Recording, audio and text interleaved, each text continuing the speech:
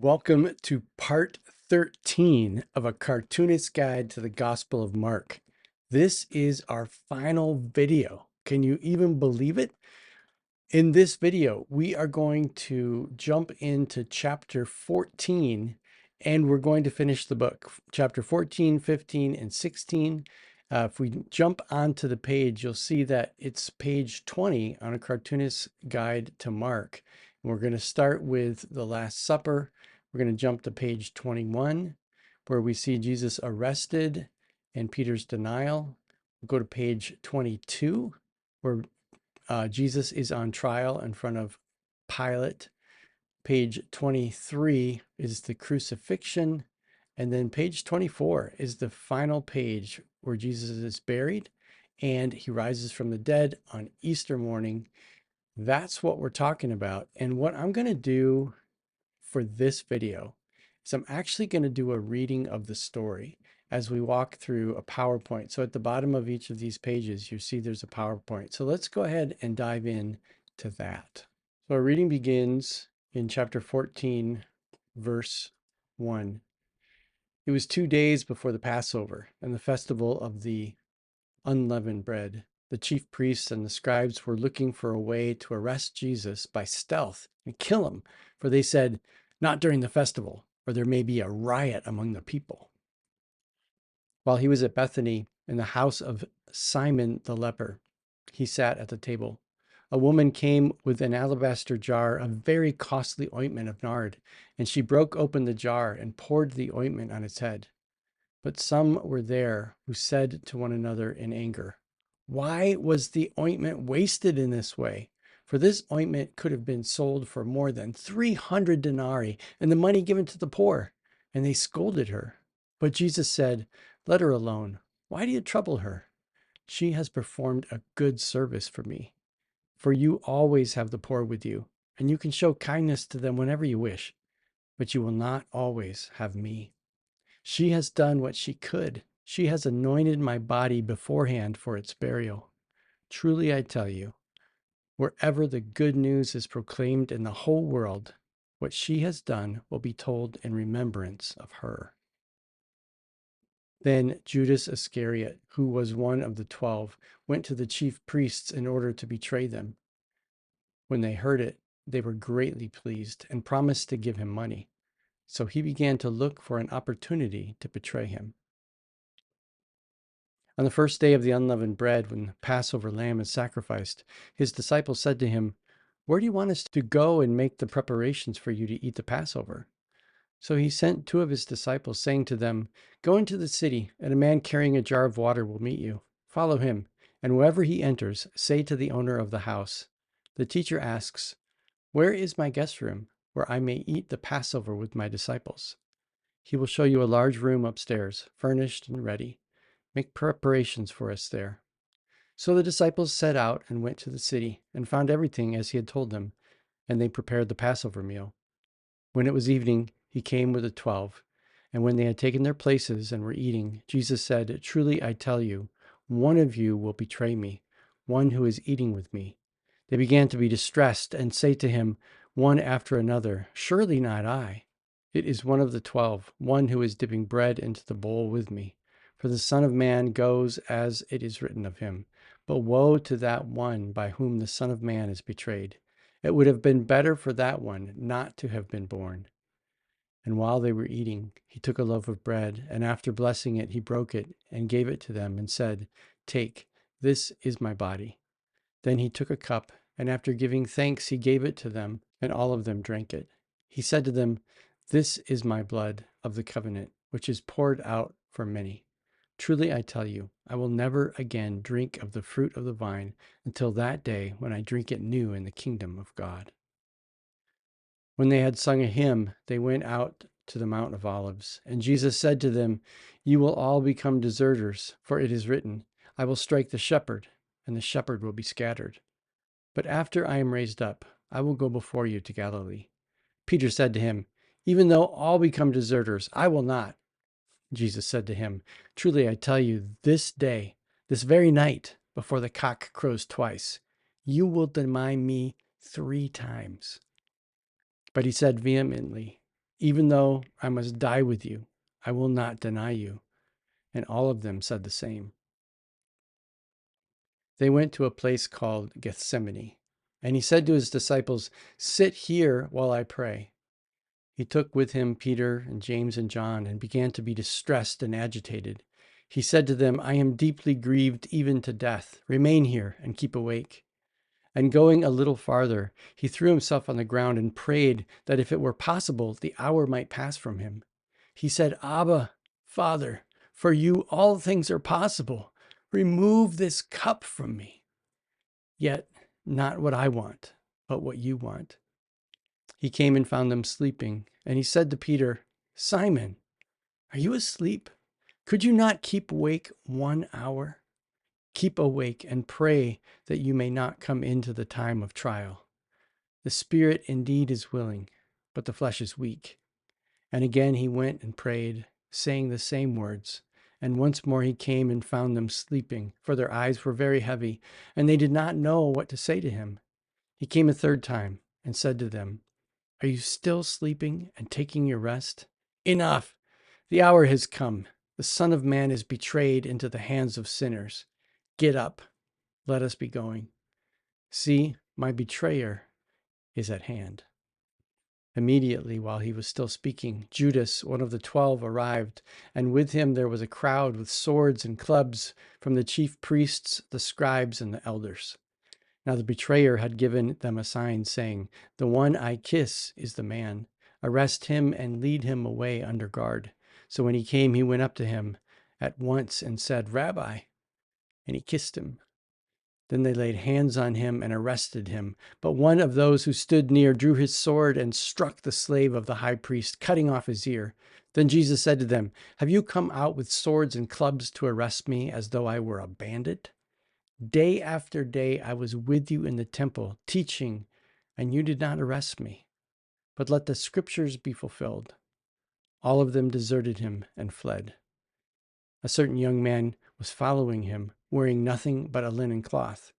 They caught hold of him, but he left the linen cloth and ran off naked. They took Jesus to the high priest, and all the chief priests, the elders, and the scribes were assembled. Peter had followed him at a distance right into the courtyard of the high priest, and he was sitting with the guards warming himself at the fire. Now, the chief priests and the whole council were looking for testimony against Jesus to put him to death, but they found none. For many gave false testimony against him, and their testimony did not agree. Some stood up and gave false testimony against him, saying, "We heard him say, 'I will destroy this temple that is made with hands, and in 3 days I will build another, not made with hands.' But even on this point their testimony did not agree." Then the high priest stood up before them and asked Jesus, "Have you no answer? What is it that they testify against you?" But he was silent and did not answer. Again the high priest asked him, "Are you the Messiah, the Son of the Blessed One?" And Jesus said, "I am. You will see the Son of Man seated at the right hand of power and coming with the clouds of heaven." Then the high priest tore his clothes and said, "What do we still need witnesses? You have heard this blasphemy. What is your decision?" All of them condemned him as deserving death. Some began to spit on him, to blindfold him, and to strike him, saying to him, "Prophesy." The guards also took him over and beat him. While Peter was below in the courtyard, one of the servant girls of the high priest came by, and when she saw Peter warming himself, she stared at him and said, "You also were with Jesus, the man from Nazareth." But he denied it. He says, "I do not even know or understand what you are talking about." And he went out into the forecourt. Then the cock crowed, and the servant girl, on seeing him, began again to say to the bystanders, "This man is one of them." But again he denied it. Then after a little while, the bystanders again said to Peter, "Certainly you are one of them, for you are a Galilean." But he began to curse, and he swore an oath, "I do not know this man you are talking about." At that moment, the cock crowed for the second time. Then Peter remembered that Jesus had said to him, "Before the cock crows twice, you will deny me 3 times." And he broke down and wept. As soon as it was morning, the chief priests held a consultation with the elders and scribes and the whole council. They bound Jesus, led him away, and handed him over to Pilate. Pilate asked him, "Are you the king of the Jews?" He answered him, "You say so." Then the chief priests accused him of many things. Pilate asked him again, "Have you no answer? See how many charges they bring against you?" But Jesus made no further reply, so that Pilate was amazed. Now, at the festival, he used to release a prisoner for them, anyone for whom they asked. Now a man called Barabbas was in prison with the rebels who had committed murder during the insurrection. So the crowd came and began to ask Pilate to do for them according to his custom. Then he answered them, "Do you want me to release for you the king of the Jews?" For he realized that it was out of jealousy that the chief priests had handed him over. But the chief priests stirred up the crowd to have him release Barabbas for them instead. And Pilate spoke to them again. "Then what do you wish me to do with the man you call the King of the Jews?" They shouted back, "Crucify him!" Pilate asked them, "Why? What evil has he done?" But they shouted all the more, "Crucify him!" So Pilate, wishing to satisfy the crowd, released Barabbas for them. And after flogging Jesus, he handed him over to be crucified. Then the soldiers led him into the courtyard of the palace, that is, the governor's headquarters. And they called together the whole court, and they clothed him in a purple cloak, and after twisting some thorns into a crown, they put it on him, and they began saluting him, "Hail, King of the Jews!" They struck his head with a reed, spat upon him, and knelt down in homage to him. And after mocking him, they stripped him of the purple cloak and put his own clothes on him. They led him out to crucify him. They compelled a passerby who was coming in from the country to carry his cross. It was Simon of Cyrene, the father of Alexander and Rufus. Then they brought Jesus to the place called Golgotha, which means the place of a skull. And they offered him wine mixed with myrrh, but he did not take it. And they crucified him and divided his clothes among them, casting lots to decide what each should take. It was 9 o'clock in the morning when they crucified him. The inscription of the charge against him read, "The King of the Jews." And with them they crucified 2 bandits, one on his right and one on his left. Those who passed by derided him, shaking their heads and saying, "Aha! You would destroy the temple and build it in 3 days. Save yourself and come down from the cross." In the same way, the chief priests, along with the scribes, were also mocking him amongst themselves and saying, "He saved others. He cannot save himself. Let the Messiah, the King of Israel, come down from the cross now, so that we may see and believe." Those who were crucified with him also taunted him. When it was noon, darkness came over the whole land until 3 in the afternoon. At 3 o'clock, Jesus cried out with a loud voice, "Eloi, Eloi, lema sabachthani," which means, my God, why have you forsaken me?" When some of the bystanders heard it, they said, "Listen, he's calling for Elijah." And someone ran, filled a sponge with sour wine, put it on a stick, and gave it to him to drink, saying, "Wait, let us see whether Elijah will come to take him down." Then Jesus gave a loud cry and breathed his last. And the curtain of the temple was torn in two, from top to bottom. Now, when the centurion who had stood facing him saw that in this way he breathed his last, he said, "Truly, this man was God's son." There were also women looking on from a distance. Among them were Mary Magdalene, and Mary, the mother of James the younger, and of Joseph, and Salome. They used to follow him and provide for him when he was in Galilee. And there were many other women who had come up with him to Jerusalem. When evening came, and since it was the day of preparation, that is, the day before the Sabbath, Joseph of Arimathea, a respected member of the council, who was also himself waiting expectantly for the kingdom of God, went boldly to Pilate and asked for the body of Jesus. Then Pilate wondered if they were already dead, and summoning the centurion, he asked him whether he had been dead for some time. When he learned from the centurion that he was dead, he granted the body to Joseph. Then Joseph bought a linen cloth, and taking down the body, wrapped it in the linen cloth, and laid it in a tomb that had been hewn out of the rock. He then rolled a stone against the door of the tomb. Mary Magdalene and Mary, the mother of Joseph, saw where the body was laid. When the Sabbath was over, Mary Magdalene and Mary, the mother of James, and Salome bought spices so that they might go and anoint him. And very early on the first day of the week, when the sun had risen, they went to the tomb. When they had been saying to one another, "Who will roll away the stone for us from the entrance to the tomb?" When they looked up, they saw that the stone, which was very large, had already been rolled back. As they entered the tomb, they saw a young man dressed in a white robe sitting on the right side, and they were alarmed. But he said to them, "Do not be alarmed. You are looking for Jesus of Nazareth, who was crucified. He has been raised. He is not here. Look, there is the place they laid him. But go, tell his disciples and Peter that he is going ahead of you to Galilee. There you will see him, just as he told you."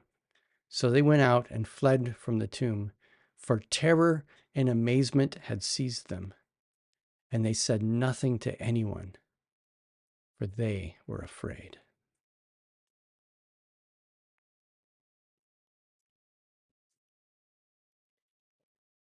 Well, there you go. That's the story of the last days of Jesus' life, according to the Gospel of Mark. Now, I ended in verse 8 because most scholars agree that this is the actual ending of the book of Mark. The verses that come after it in some copies were most likely added because this is a horrible ending of the gospel. But I think it's an appropriate ending for the way that Mark has portrayed the disciples throughout this gospel. The disciples in the gospel are confused and scared, and I think they're behaving a lot like we would have if we were there. And so here's how I like to end the Gospel of Mark. I think Mark ends it this way because it's a challenge to you and me. If you were these disciples, what would you do? Jesus, the one that you had walked with for the last 3 years, you'd seen him teach with authority, heal the sick, raise the dead, speak with power to those in power. You saw him crucified, and now the tomb is empty. What are you going to do? I hope that you've enjoyed this journey through the Gospel of Mark with me. It's been really fun to walk with you. And you can check out more resources at cartoonistbible.com. You can download all of the PowerPoints. You can download the PDF. You can just read it online. And I've got so many other videos and resources for you. I hope you'll check it out. So once again, thanks for joining me, and we'll see you in the next series.